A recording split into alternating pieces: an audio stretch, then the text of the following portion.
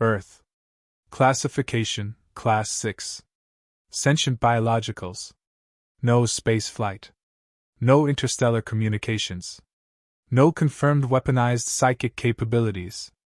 Based on the Council's review, the dominant species, humans, were determined to be physically frail, emotionally erratic, and behaviorally juvenile.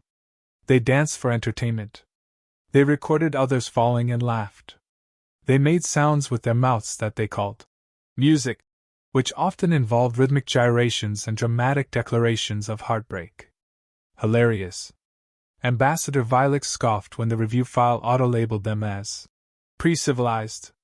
He amended it to infantile. The Council chuckled. Earth was like a creche, amusing, safely quarantined, and perhaps ready to be guided upward. Thus Earth was slotted for the gentle uplift program. No force.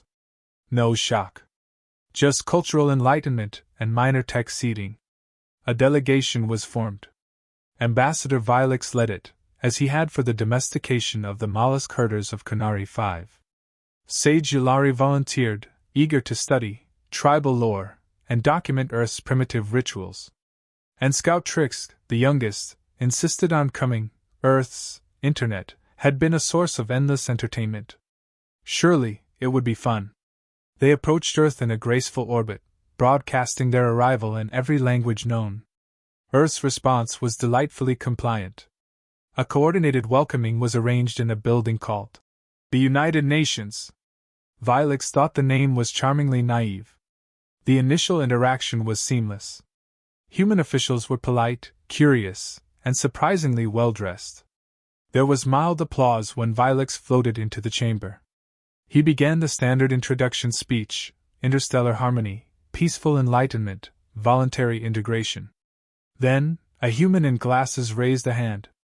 "If you'd like a better understanding of who we are," the man said, "perhaps a historical overview would help." Vilix nodded condescendingly. "Of course. We are eager to understand your journey." A human assistant dimmed the lights. A projection began. The screen lit with black and white images, uniformed masses marching, smoky skies, explosions over fields.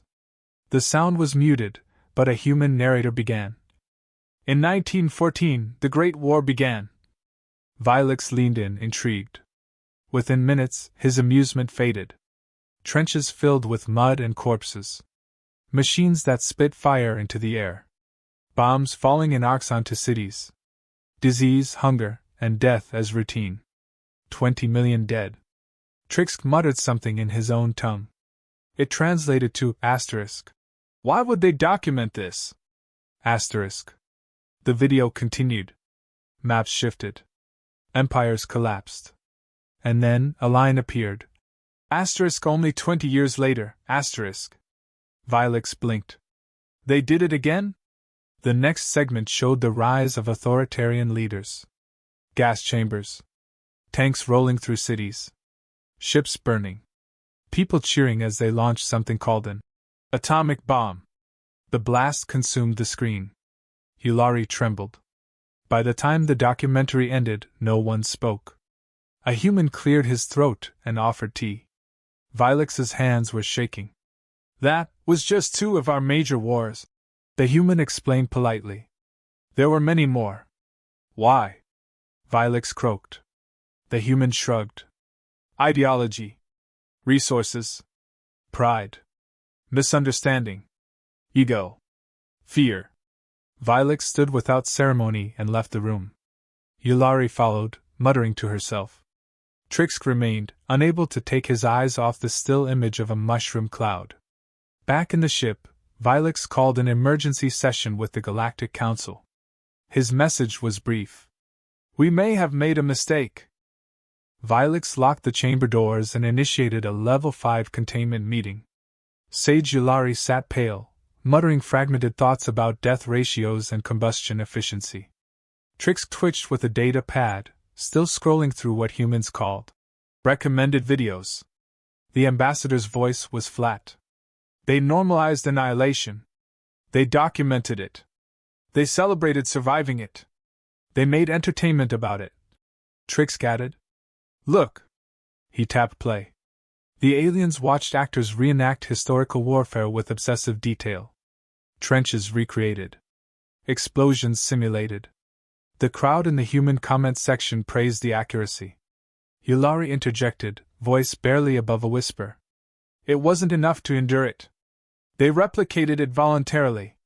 Vilix opened a stream of modern content: war games, military simulations, books theorizing alternative outcomes, and fictional wars with casualty counters exceeding real ones.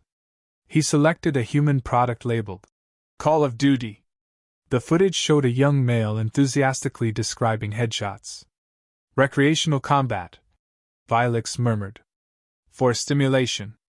We shouldn't be afraid of children with sticks, Yulari said slowly. But these children play with simulations of extinction. Data updates flooded in. Human nations maintained standing armies larger than many galactic colonies. Orbital surveillance captured prototype engines, human-made, using rudimentary versions of Council tech. Someone had cracked the basic structure of the antimatter lens. On Earth. In a garage. Vilix snarled. Who gave them access? No one, said Trix. They watched our engines land. Filmed everything. Then they figured it out. Council encryption was untouched. But the humans didn't need it. They didn't hack. They reverse-engineered out of boredom. Open forums were already speculating how to weaponize gravity modulation. We must initiate a quarantine, Yulari said. Vilix disagreed. Quarantine implies control. There's no control here. Not when curiosity outpaces fear. Trix stared blankly at the console. They have plans. Blueprints. One is labeled Stellar Class War Barge. It's a concept, Yulari countered, desperate. It's under construction, Trix corrected. Ambassador Vilix opened the external channel to Earth. Cease reverse engineering. Do not replicate technology not your own. Do not develop interstellar armament. A reply came seconds later. It was not aggressive. It was not defensive. It was curious. Too late. The humans had questions. They always had questions. The Council convened an emergency session across 9 star systems. Beings of crystal, vapor, hive thought, and electric webbing flickered into the ether. Vilix spoke first, his tones stripped of diplomacy. Earth is not suitable for uplift. They are not naive. They are patient predators behind smiling faces. The Arkan speaker, whose people once domesticated asteroid worms, responded calmly. They lack unity. No single governance. No fleet. No interstellar presence. What threat can disorganized groundwalkers pose? Vilix didn't blink. They don't need unity. They need time. And they are already asking the right questions. Trix streamed human discussions live. Debates on propulsion. The ethics of self-replicating war machines. Theoretical faster-than-light systems, now being tested using converted alien scraps. One popular human channel was testing alien alloys for ballistic resistance. The results were sobering. Yulari presented a final dataset, simulations. Not just about winning wars, but about losing them. Learning from them. Creating virtual timelines where humanity came back stronger after planetary extinction. They simulate defeat, she said. Then study how to win the next time. Murmurs rippled across the Council link. One entity, an observer from the PAX Combine, broke silence. They are addicted to the cycle of challenge. They built their greatest technologies under existential threat, Vilix added. And they enjoy it. Yulari turned to the data one last time. They have no single leader. But they respond collectively to threat. It's not command structure. It's species instinct. A brief pause. The counselor from the Vesari swarm clicked. Proposal? Revoke contact, Vilix said. Seal the system. Scramble all outgoing data. Establish a Class 10 observational buffer. No tech, no probes, no presence. And if they breach the seal? Vilix looked down. Then we will remember who they are. And hope we have time. The vote passed. But Earth had already moved. Satellite arrays tracked Council ship movements. Civilian engineers were decoding FTL principles by brute force. Human networks were self-updating models based on observed alien math. No one had shared anything. But everything had been learned. Back in orbit, Vilix prepared for silent withdrawal. A last message was sent from Earth. It was not hostile. Just a phrase printed in bold. Asterisk. If you didn't want us to know, you shouldn't have come. Asterisk. The Council had underestimated them. Not their technology. Their drive. Their obsession. They thought humans were harmless, until they learned what humans became when they were challenged. 12 standard rotations after departure, the seal was breached. A signal tore through the buffer, compressed, encrypted, elegant in its defiance. Not intercepted. Not forced.